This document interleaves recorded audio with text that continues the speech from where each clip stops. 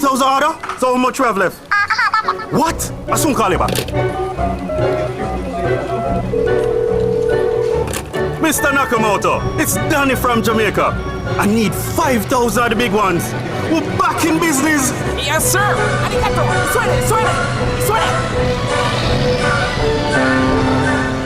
Amplify your brand.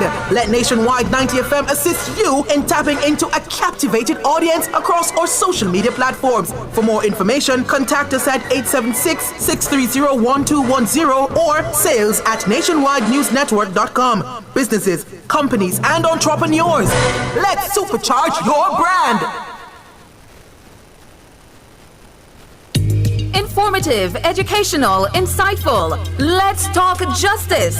Tackling topics like constitutional rights and reform, domestic violence, and rights issues that affect you. Let's talk justice every Monday from 1 to 2 p.m. on Nationwide 90 FM. Call in, share your thoughts, be empowered, know your rights, and let's talk justice, ensuring access to justice for all, courtesy of Jamaicans for Justice. We are making the transition to a republic. This means no more king but a Jamaican president as head of state. One people, one republic, one Jamaica. The time by the MLCA is 1 o'clock.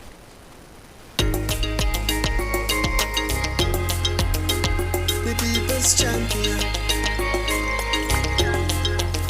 Our mission is love. Our vision is love. Jamaicans for justice. The people's champion. Justice for all. Justice under the law. Justice, Jamaica demand. Right to life, right to liberty. Justice for all. Justice. Welcome to another episode of Let's Talk Justice here with Jamaicans for Justice.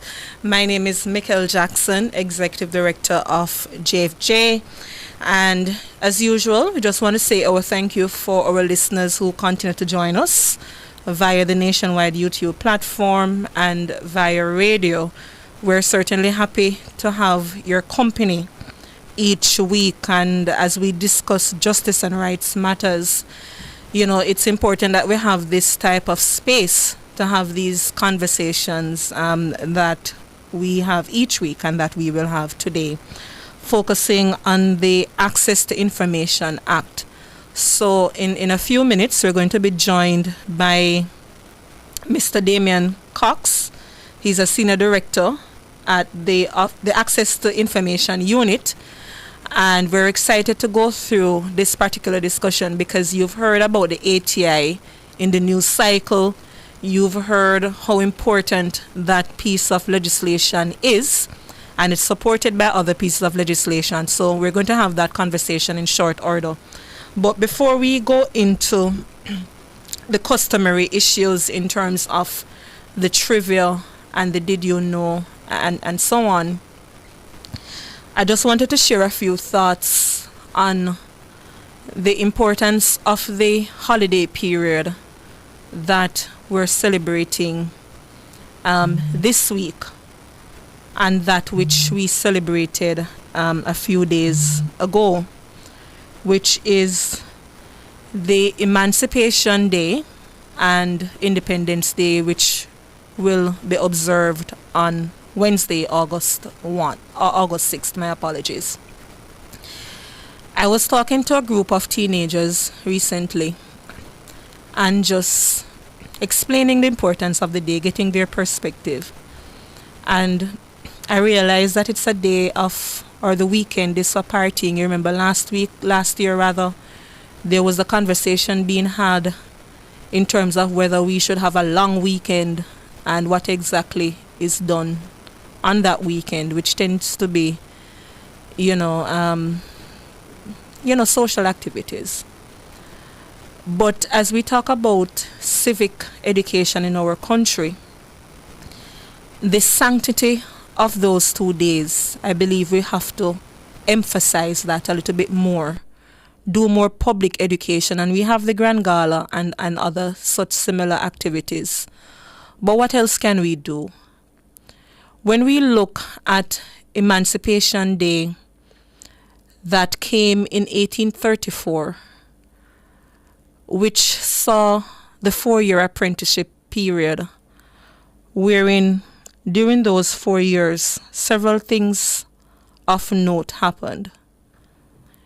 You saw formerly enslaved people being enslaved under a new regime, which is apprenticeship, wherein we were supposed to apparently get accustomed to working for wages.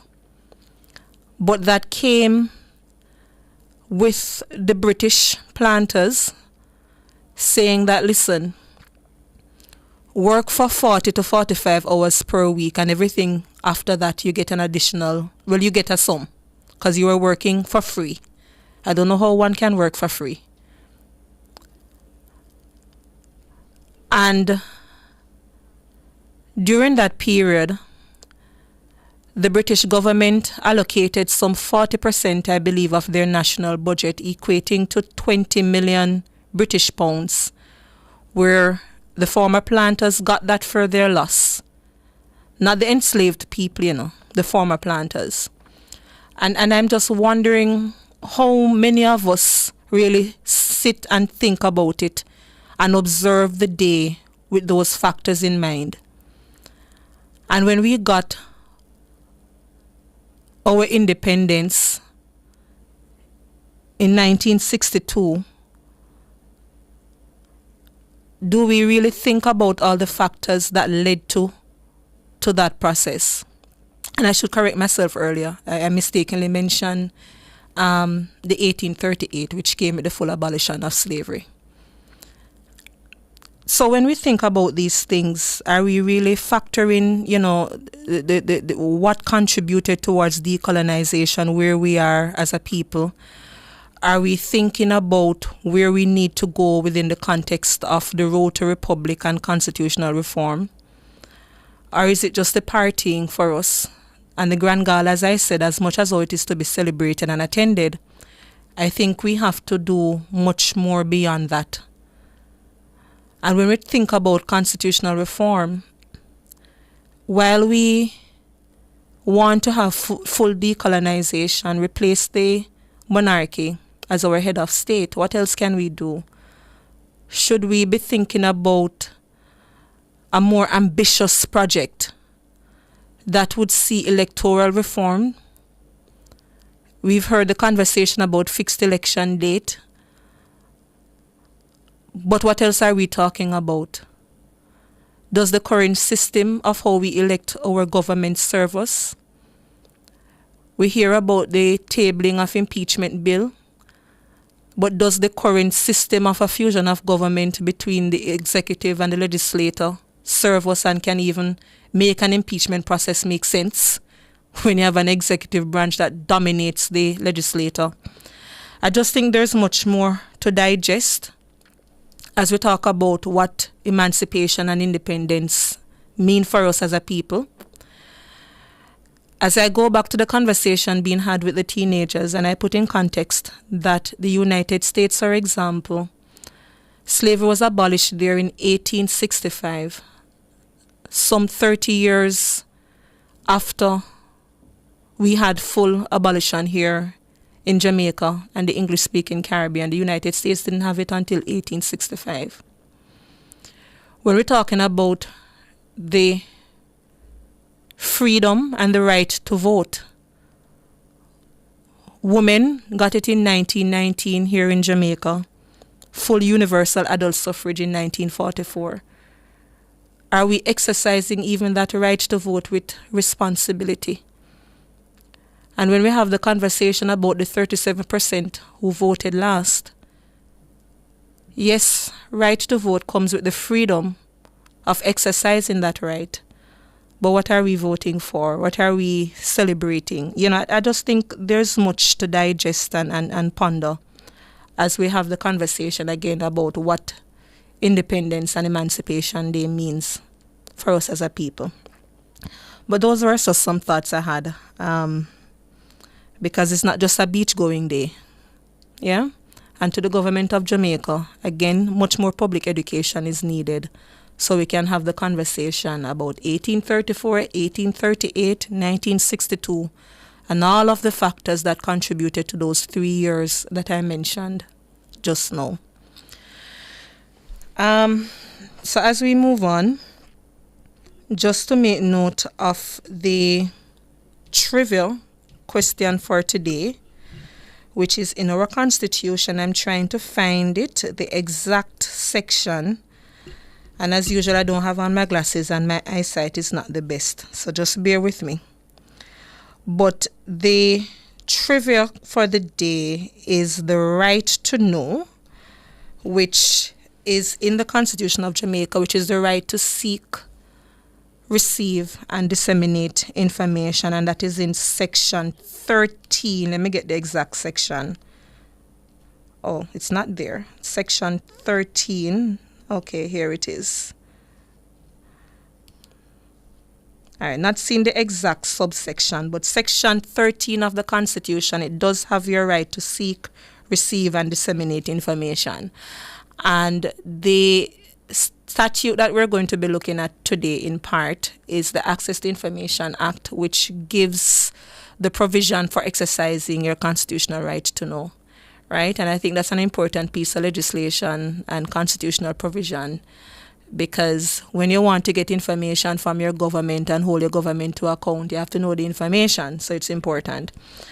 Now, Jamaicans for Justice, we got a small bit of grant from the Commonwealth Foundation. Very, very important. And the Commonwealth Foundation has allowed us to develop a website. And we will invite persons to utilize the website.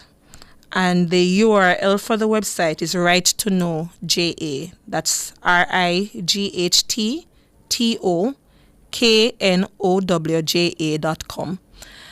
And if you go on that website, you will get an opportunity to submit an ATI request to any public authority. They're all listed there.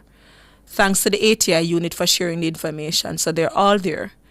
And if you want information from, for example, one of the municipal councils, you click on it, you say exactly what you want, and it will share your email to the inbox of the ATI officer.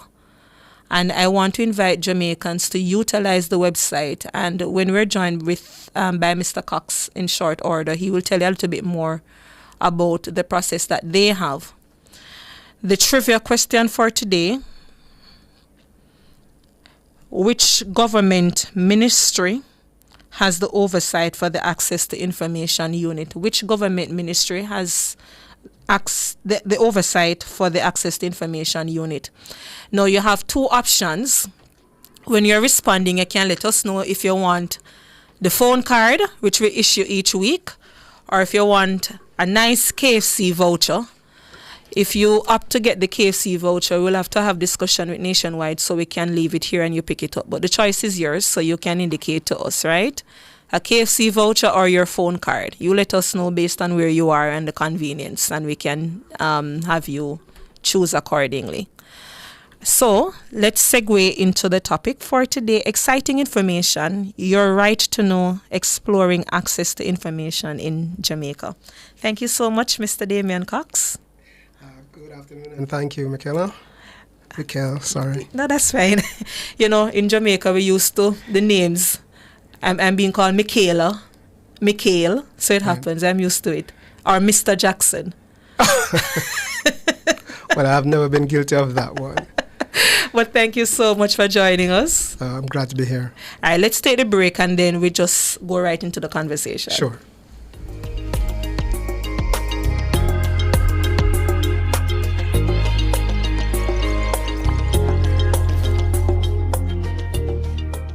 When you want the food shell and make the rice swell, just give me me Kendall. When it's out, Kendel. Give me Kendall. Another quality product from the CariMed Group. Just give me Kendall.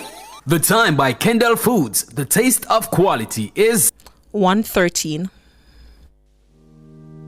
Truth is, HIV affects everyone. Truth is, avoiding care leads to a weaker immune system. That means you could get really sick. The truth is, the hardest pill to swallow isn't the medication. It's the problems that follow when you don't take them. Let's get through this together. Remain in care. You can live life to the fullest with HIV. And that's the truth. A message from the Ministry of Health and Wellness. Start the school year healthy and ready. Bring the kids to the nationwide 90FM Back to School Fair for vision and dental checks, blood pressure and blood sugar tests, and even immunization support. It's peace of mind for parents and a confident start for students. Join Team Revolution on Saturday, August 9 from 10 a.m. to 6 p.m. at Harmony Beach Park, Montego Bay. Don't miss the nationwide 90FM Back to School Fair.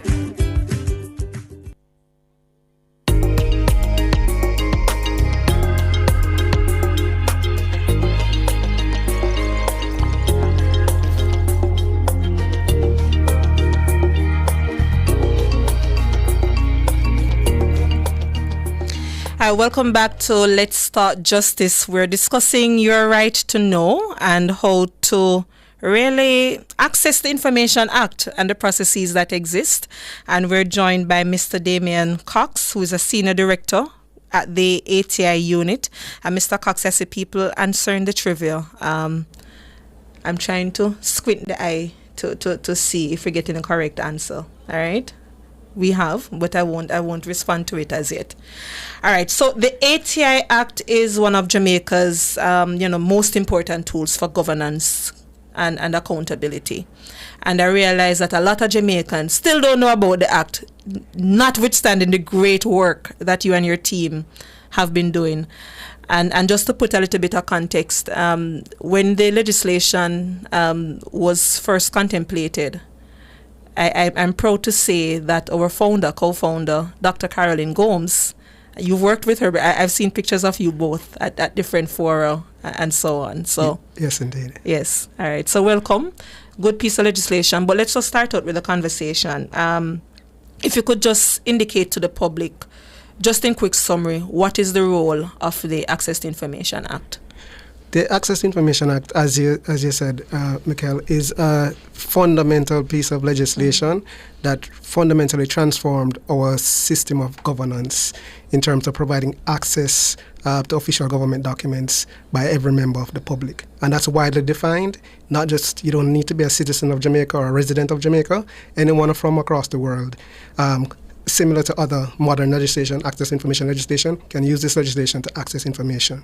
You have the right to make a request, to see, view, get copies of any document that you want to see, official documents, subject to certain exceptions in the Act, which are in sections 14 to 22. Now, why this was a fundamental change in our governance system is before there was no legal right, general legal right to the public to access information from government. It was a matter of public entities having to make a decision based on how they felt about whether you should get the information. Now, there's a legal framework that provides for that. There are timelines.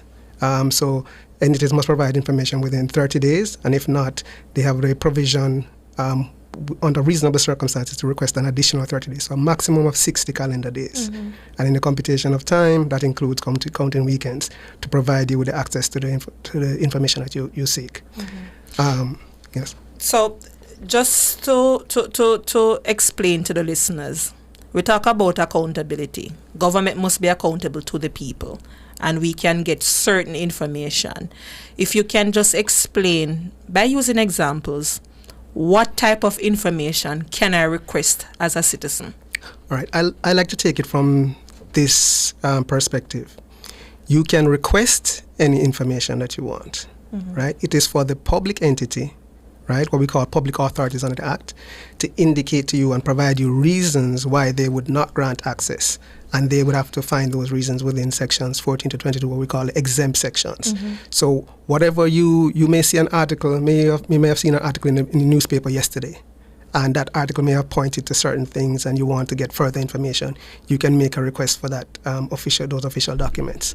So anything that government holds, whether electronically or physical records, paper-based records, you can make a request for. It is now for the public authority to provide you with reasons why you should not get the information, and those reasons must be under the law. Yeah. All right. So thank you so much. I'm going to ask you just to give an idea of the exempted documents or some of the things that fall within the exempted category. Sure. So the categories of exemption include, let me start with one which is very important to everybody, which is your we have a personal privacy exemption, Section 22 of the Act. Now that protects your personal information that's held by government. Now we do have the Data Protection Act right now that has come into force, but the law provides access to information. Before that was the only piece of legislation outside of individual specific provisions in specific legislation that provided that blanket provision for protection of private rights, your privacy rights. So for example, your personal health records that are in public health facilities, Damien can't request them, but you can request them because they're your records. They're yours, yes. Right? But you can't go and request for somebody else. Right. Right. Let's caution, because Yes, so third parties can't, and sometimes when we have sessions with the public and within government and outside government, I like to give this example of, even if you're a husband and wife, your spouse may go to the facility to do a test. You can't use the law to get access to that result. Yes. Right. So your personal privacy is protected whether you're living or dead. Right? That is a general provision. There are protections against or exemptions in terms of cabinet documents. This means cabinet decisions and cabinet submissions, cabinet notes, things like that. There's also exemptions that actually protect against releasing information that may impact upon our international relations. So, for example, we may have communique with the United Nations, diplomatic correspondence between other member states of the UN, and those documents will be protected from disclosure.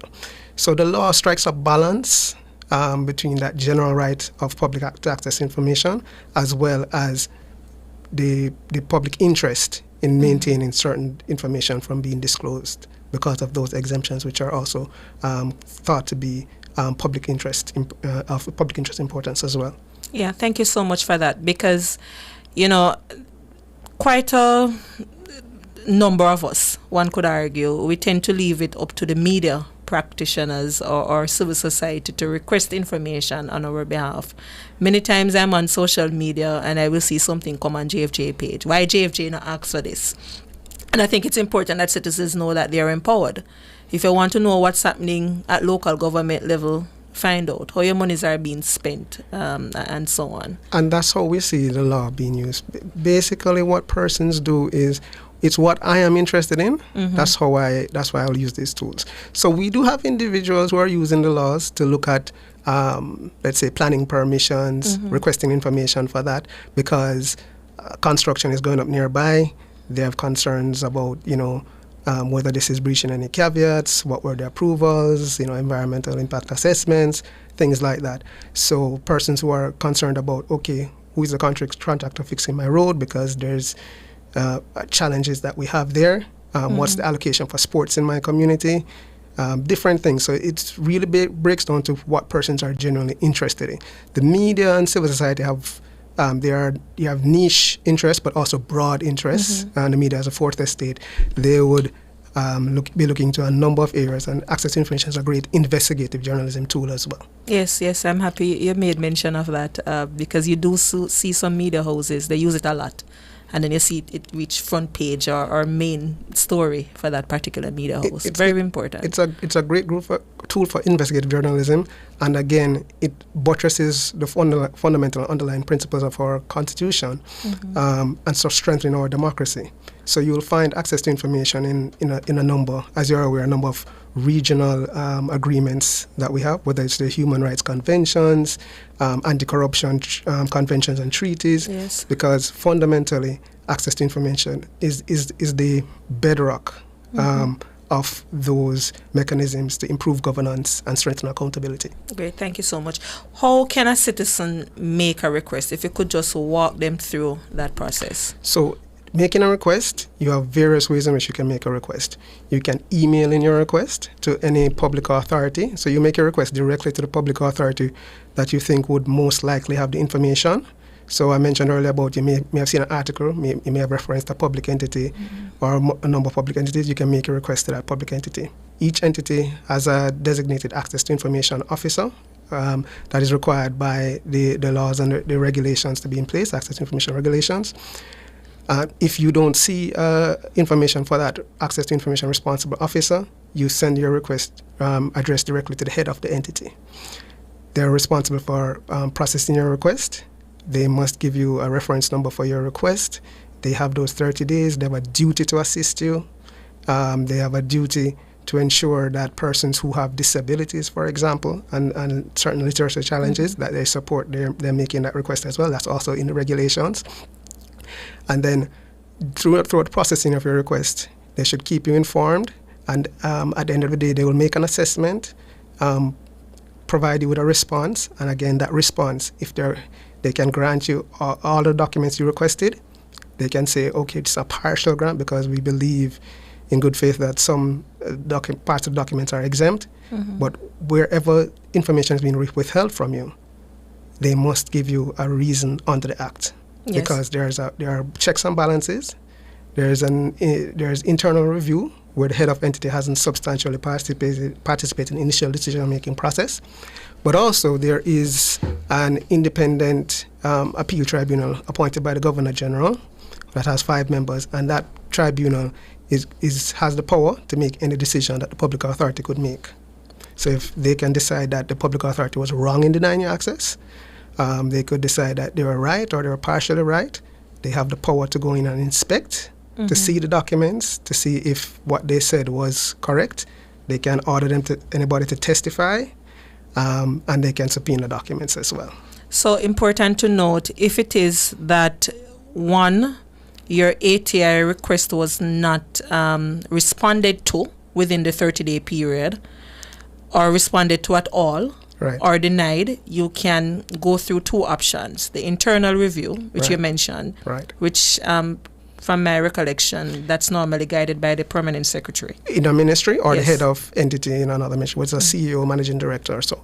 And what's the timeline within which that internal review must be done? Well, that internal review should also be completed within 30 days. A 30-day period. Right. And then if the internal review is not to your satisfaction, you can then go to the appeal tribunal. Right. And again, an important caveat is that if the head of entity has participated in that initial decision-making process, right, substantially in that initial decision-making process, you come straight to the tribunal. And there's a point that you made about if you're not responded to at all, let's say within that 30-day period, within the maximum 60-day period, it's treated as a deemed refusal. So that's why we work with entities and indicate that you must respond to access to information requests in a timely manner, and not just within 30 days, because you mentioned other policies, government policies that we have. So, for example, we have a service excellence policy.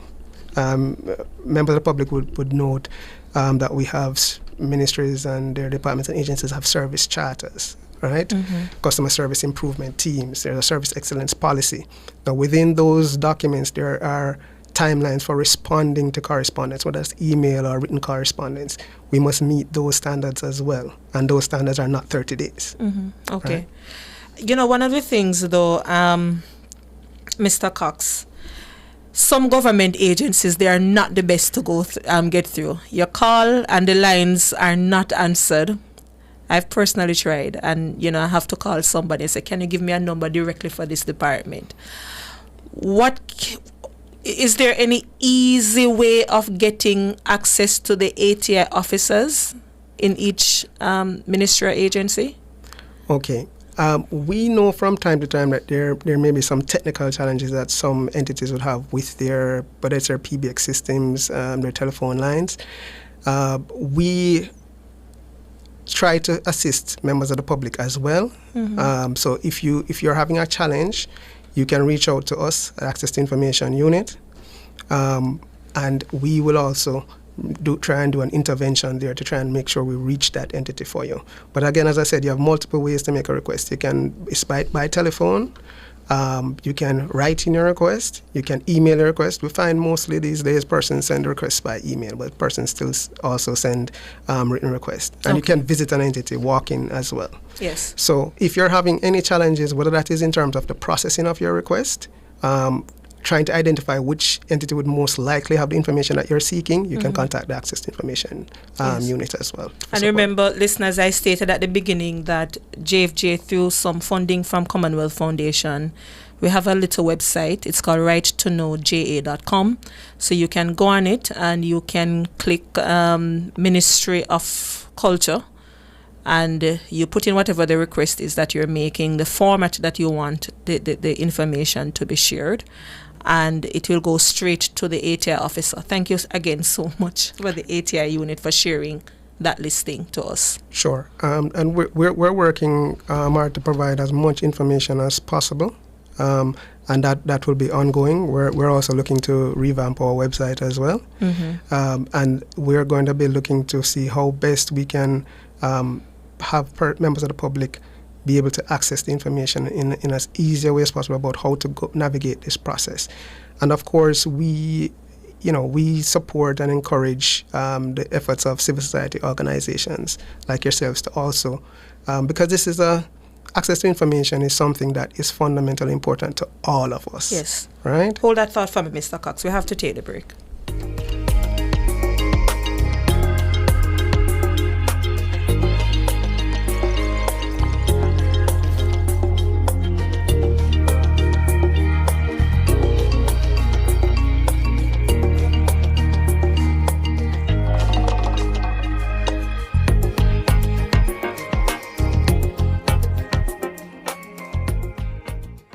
At the Jamaica Customs Agency, we care for our employees, customers, stakeholders, citizens, and our country. Customs cares. The temperature by the Jamaica Customs Agency is 32 degrees Celsius here in Kingston and 33, surprisingly, out west in Montego Bay.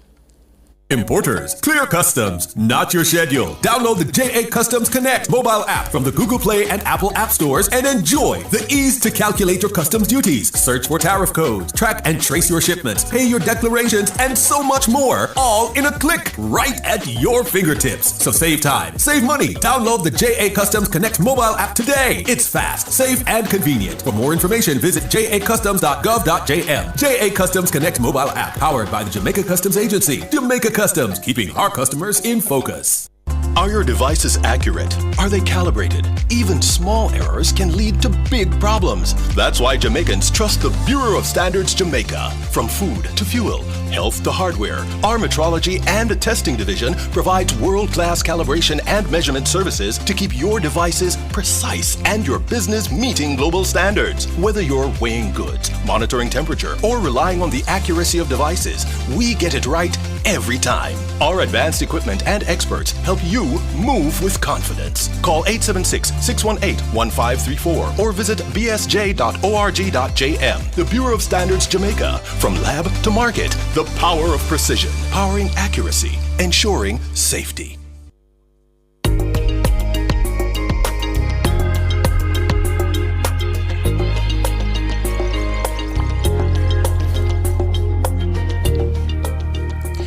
Welcome back to Let's Start Justice. We're here with Mr. Damian Cox, Senior Director at the ATI unit, and I'm going to share the trivial win now, because the information that I'm about to share will give it away, so I might as well tell you. So if you're having difficulties with reaching out to an agency, you can call the Access to Information unit directly and they will help you. And the number here is 371-0397 or 371-0268. You can also email ATI unit at moey.gov.jm. All right, 371-0397, my apologies, or 371-0268, or you can email ATI unit at moey.gov.jm.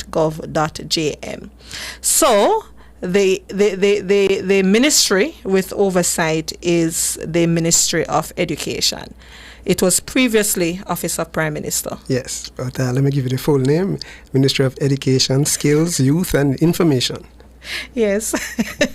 One of the things for constitutional reform for me is our standard ministries, because I can't keep up with the name changes sometimes. But it's important because Dr. Dana Dixon, as information minister, meant that it went to the ministry. Yes, so we're a part of the information portfolio. Yes, all right.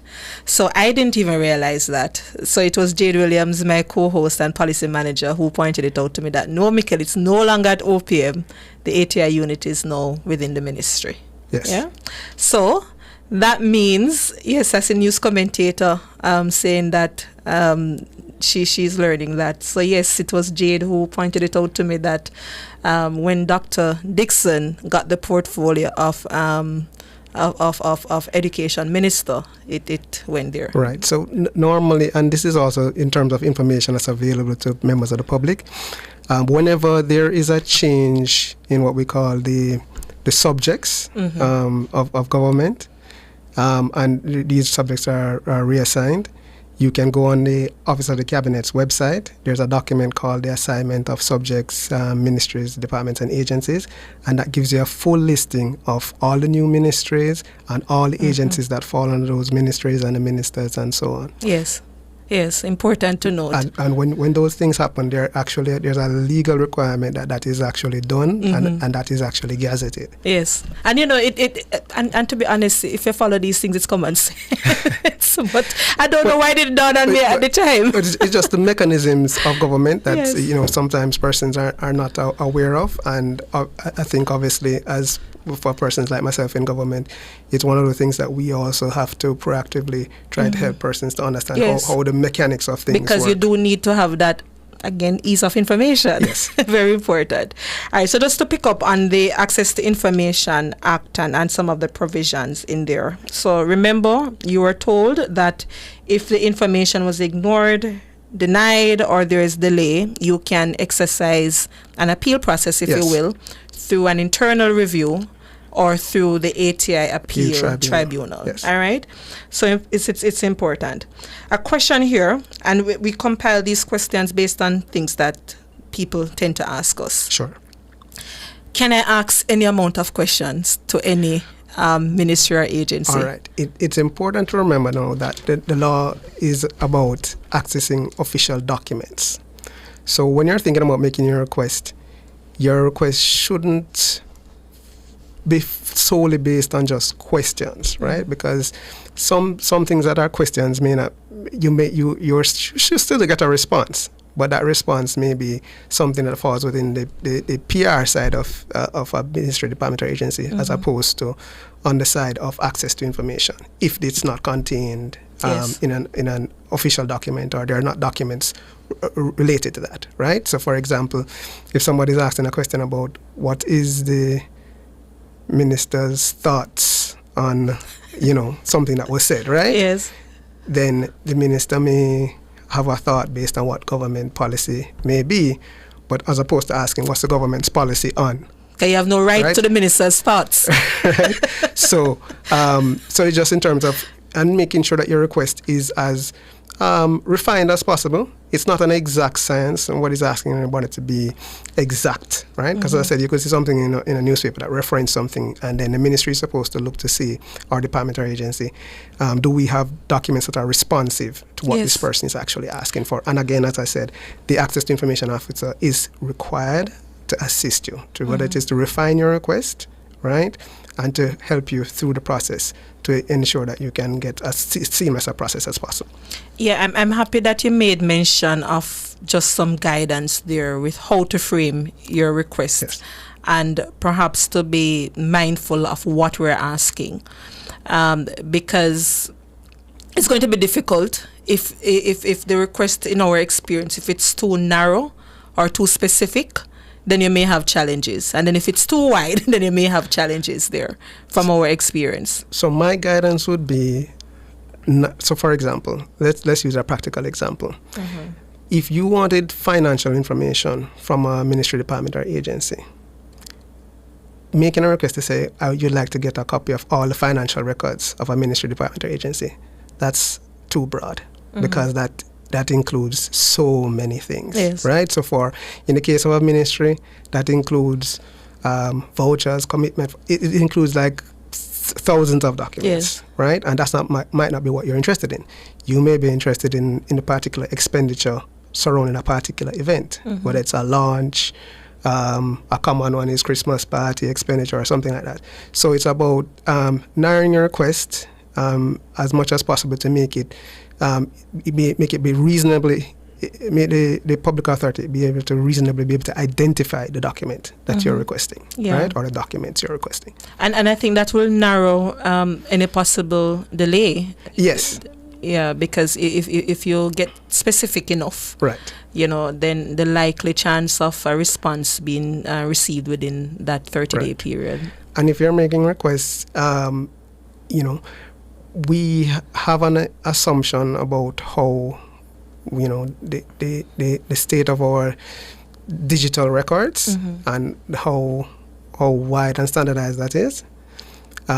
We have paper-based records. We do have digital records, but entities are at different stages, right? We have our records and information management program that is strengthening those areas. So if you're requesting 20 years worth of documents or 10 years worth of documents, that may take some time. So what we guide entities in provide what you can access readily, as quickly as possible. And for the others, you'd have to have some conversation with the requester. Yeah. Because some persons think that it would be easy for you to make a request for like 10 years worth of documents, and that the ministries, departments, and agencies will be able to pull that together in like no time. Yeah. Because the assumption is that we have these great, electronic systems, documentation systems that are already powered by AI and so on. We're moving in the direction, but we're not fully there as yet. So in terms of making your request, have to be cognizant of the volume of things that you're requesting. Now, not to say that if the information you're requesting is not exempt, you must be provided with information, but we're just talking about timelines in terms of the provision of information. So prioritize what you want immediately and make your request for that. I'm happy you mentioned the timeline. So just to go back to the timeline a bit, the legislation, I believe, is not necessarily clear what that first 30-day period is. And let me explain. I find that some agencies see it as the 30-day period within which an acknowledgement must be provided versus the 30-day period within which information should be supplied unless you're seeking an extension. Well, let's not even go down that road too far. The 30 days, remember I mentioned service excellence policy, right? Service charters and so on. So, and in terms of our access to information, in terms of our guidelines and policies and what we train access to information officers and what we engage with public entities on, right? Public authorities. You are to acknowledge a request within the government standards. So if you get an email request, simple thing about acknowledging a request is you do that within 24 hours, right? Whether it's email correspondence, paper-based correspondence, like a letter that comes in, written letter that comes in through your mail system, that may be a little bit more time, right? Because that goes through your registry systems and so on. But that is not, you don't take 30 days to acknowledge request. So I am saying here on your program that is not what the standards that we are upholding, because you wouldn't take 30 days to acknowledge any correspondence from anybody, right? Unless an overworked NGO. Well, things happen, but I mean, as a standard practice, that would not be the standard. No, not at all. Right? Good customer service is important. Right, good customer service is important. And what we talk about is access to information services to the public. Yes. That's what we talk about. So the extension, how many extensions? You only have one extension available, so that you have that 30 days, right? And again, as I said, where entities should always be looking to in terms of compliance, right, is to fulfill the request. That means processing the request and providing a response to the applicant within 30 days. If there are challenges, then you request an extension from that applicant for that further 30 days. So you have a maximum of 60 days, and as I said, in the computation of time, the weekends are counted in that. So it's not a lot of time that public authorities have to respond to process a request, but you don't wait 30 days to acknowledge, right? You provide information as soon as possible. Yeah. And, the reason I'm asking, I know as civil society, sometimes we're doing information, public interest, we're putting together research. So I can think of information that we've submitted. It can be a lot. I recall sending something to JSIF, and, they responded very timely, I must say, and fulsomely. But when I look at the volume of what we were requesting, sometimes out of fairness to them, I'm wondering if that extra 30-day extension is sufficient, or should we have something that allows another further period based on the issue? All right. Well, I don't foresee the timelines being extended, but again, my remit is not policy remit or so on. It's to state what is. So the legislature can make a determination, but I know that there are various international frameworks that exist now that call for even shorter times, right? Yes, I was just learning which treaty is it within the context of environment. It was 15 days. Well, that treaty had. It's short. It's longer than that. I think you're referencing the ESCASO agreement, which Jamaica is a signatory to, but we have not ratified it yet. Yes. But in terms of timeliness, and I think some of the issues with timeliness will get better with also the increased deployment of technology, right? The improvement in records and information management systems. We talk about records and information management because that's so important, because if you don't have a good records and information management system, it makes it difficult for you to meet the timelines or to be as fast as you would like to be. Right, so there's a records and information management program. There's a government records and information management policy that all MDAs and public entities should be implementing at this time, which has a manual component as well as an electronic records component. And those are things that we talk about, the various things that government is working on to improve the systems. And this is across the board, including for access to information services, but other services as well. All right, thank you. We take our final break and then we just wrap up. All right, thank you so much.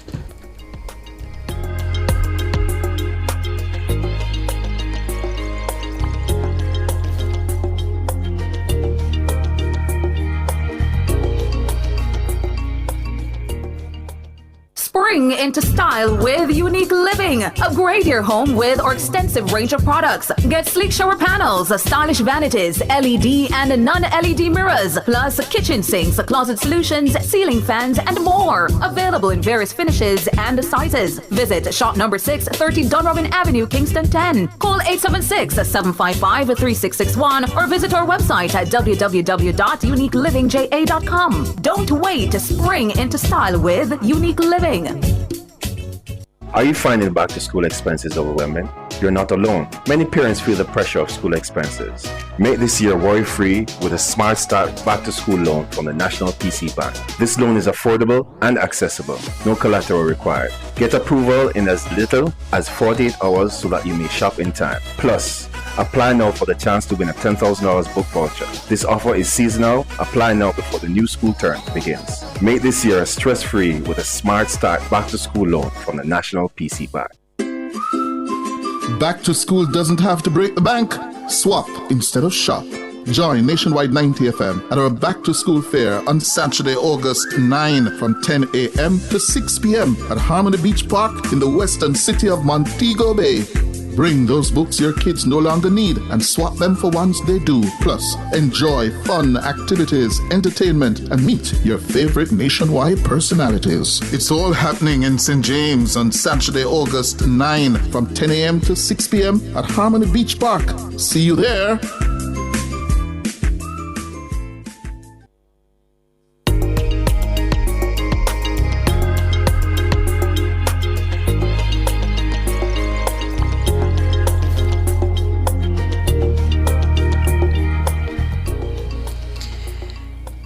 right, welcome back to Let's Start Justice. We are having a discussion on exercising your right to know how to utilize the ATI Act.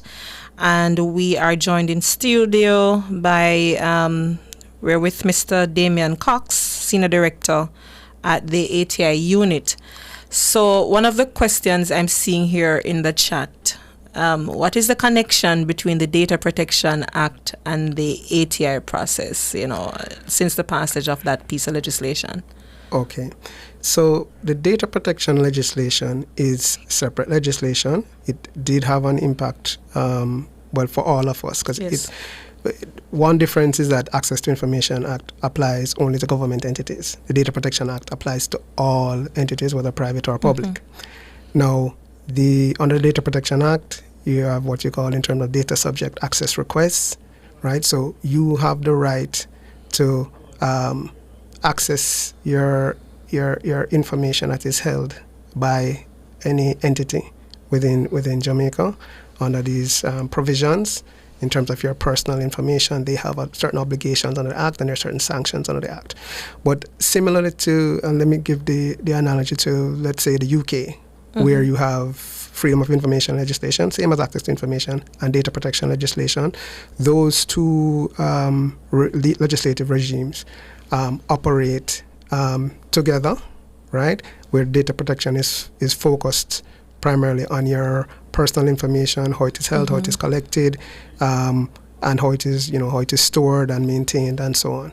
And then you have your different mechanisms for enforcing those rights. You have the Information Commissioner that exists, and the sanctions on the Act for how persons utilize whether you're going to utilize your information. There are certain requirements that they have to meet, and in terms of collecting your information, there are certain standards that they have to meet, so they shouldn't collect what they don't need to collect. So it impacts upon entities in terms of you have to now, based on the legislation, not collect what you don't need to collect for any legitimate purpose. Yes, and thank you so much for that. And I'm hoping that we're gleaning from what was just said with the earlier example that you gave, that even in the marital home, you can call a public health facility and ask for the information of your spouse, your health information of your spouse, because that would fall under the Data Protection Act provisions, and certainly even within the ATI Act.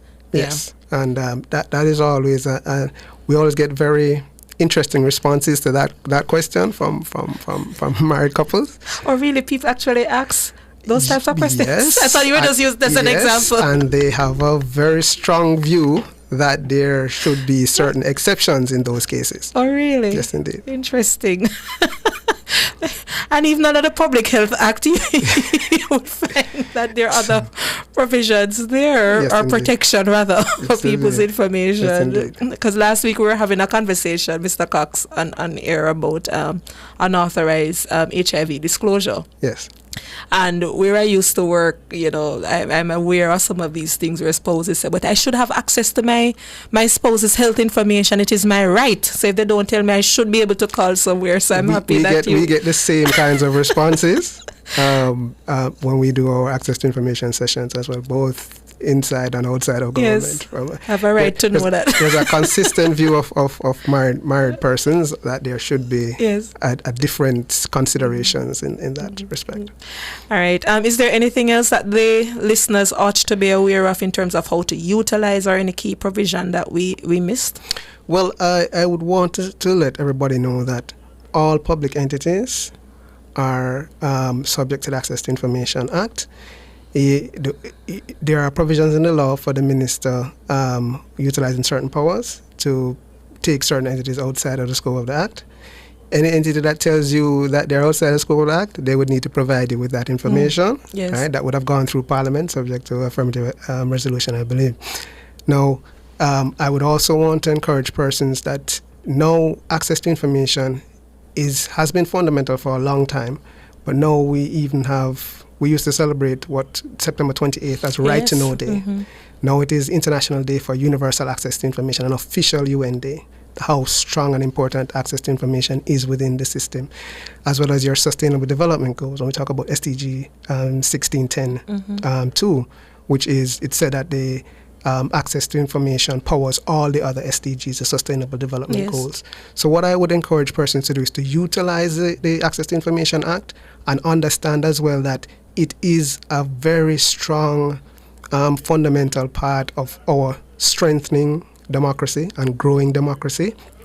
And it's one of those things that makes us stronger as a country, right? That these mechanisms, these tools that help to buttress our constitutional rights, and that we should utilize them. And we should also make sure that we encourage others to utilize them and be aware of how these mechanisms help to strengthen our system of governance and how we can use them to impact our daily lives. Yes, and I just want to encourage persons to go on the social media pages. You mentioned you had the website, but it Yes, we are on Instagram at ATI Unit. You just put that in and you'll find us on pretty much all the platforms. We are looking to reach persons in the ways in which they want to be reached, and that's a constant effort and work for us. We go out and we do sessions with different groups. We will be yes, I was looking at Vanessa to give me bad eyes, but I can't say that far, so I'm not sure she's giving me any. So on August 29, we're hoping to have a joint community intervention, if you will. We will. And we're hoping, we'll give further information by next week, but it will be in Kingston. And, we will be joined by your team, our team, and we're going to be giving away some niceties and so on. So you can come and get your vouchers there. But come for the information. It's important. Right. And that contact information that you received for the Access to Information Unit, you can contact us after the show if you have any additional questions, or generally if you're having any issues, you can contact us and we will try to see how we can make those issues be resolved as quickly as possible. And I saw where you have a book online. Abby is Abby the and star. Friends, Yes. Right? So, as I said, in terms of reaching different demographics, young people like more animation, shorter stories, less text. TikTok era, We're learning, and we are trying to make sure that we have our messages with the same consistent message, but in the ways and that persons want to receive it at the different levels. Yes. All right. Thank you so much, Mr. Cox, for joining, and we look forward to being out, not in the sun. Time is too hot. So it will be a shaded area somewhere in Half-Rich is the goal, right? So that's August 29, but we will share detail next week once we firm up some of the logistics. All right. So thank you for having me on the program, and look out for Right to Know Week, which we are going to be celebrating September 22 to 28th.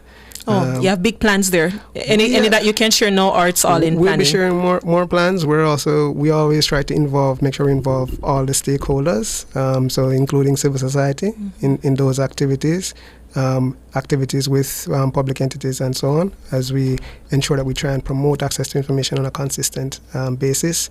And you can listen out for our ads that we have running on radio as well. And we continue to try and promote access to information as much as we can. Thank you so much. Really appreciate you. Thank you. All right. So as we wrap up the show, Vanessa, who won the trivia? No, man, I saw a winner here. But yes, Vanessa, you should have let my eye better than yours, because remember, it's not so good. I saw somebody answer ministry in the no? Am I seeing things? Nobody got it in the YouTube? Okay. All right. It seems like the eye is not only bad, it's giving me information that is not there. But we have a listener called News Commentator. Okay. Every week she wins something. So she joined late. So I think that may be the issue. She's engaged, which is good. Oh, I'm seeing Rick NYCJM saying that he answered earlier. Let's just double check. What's the prize? He's wrong. The prize is normally a phone card or a KFC voucher this time around. Big gifts. Yes, I was joking that you don't have to join the line for the hours, Popular but gifts. you can still win. All right. Yes, news commentators laughing. Every week she wins something, right? All right. So remember, it's Ministry of Education, Skills, Youth, and Information. Thank you so much, Mr. Cox, for that. That's where the ATI unit is. But I want to encourage listeners to visit the different social media pages of the ATI unit. And remember, JFJ, through Commonwealth Foundation, we do have the Right to Know JA.com website. I'm encouraging you to go on that platform and just submit your request. Let's not bombard the ministries unnecessarily. No, let me fix that. But I'm encouraging us all to exercise our right to know. Very, very important, because, as people, we need to hold our government accountable. But beyond that, we also need to be aware. And the ATI process helps us to get information. All right. And I'm seeing news commentator. Yes, Jay tricked you, because I tell you, when she first submitted the question, I was like, isn't it OPM? Why is she saying ministry and not office? And I corrected it and I saw where she responded. But we're happy that you got a little trick question, because it means that we need to keep up with what is happening with the changes. Indeed. Yes. All right. So that's where we will leave it. Thank you again for joining, and thanks again, Mr. Cox, for taking time out of your busy day to be with us here today. Thank you. I'm glad to be here with you and your listeners and your viewers. All right. Have a blessed week, everyone. By justice, the people's champion. Justice, justice for all. Justice under the law. Justice, Jamaica the known. Right to life, right to liberty. Out of many we are one in a Jamaica. Make it a better place for the boys and girls. Created equal by the creator. For equal rights and opportunities. No to unlawful detention and police brutalization. Class, gender, race or religion. We not tolerate discrimination. To join the fight against injustice, contact us at 755-4524 or JamaicансForJustice.org. The people's champion. The NHT is lending up to $12 million for homes priced at $14 million or less, making home ownership more accessible for Jamaicans. We are building Jamaica. The time by the Office of the Prime Minister is 2:01. Calling all businesses. Nationwide 90 FM's Back to School Fair is heading to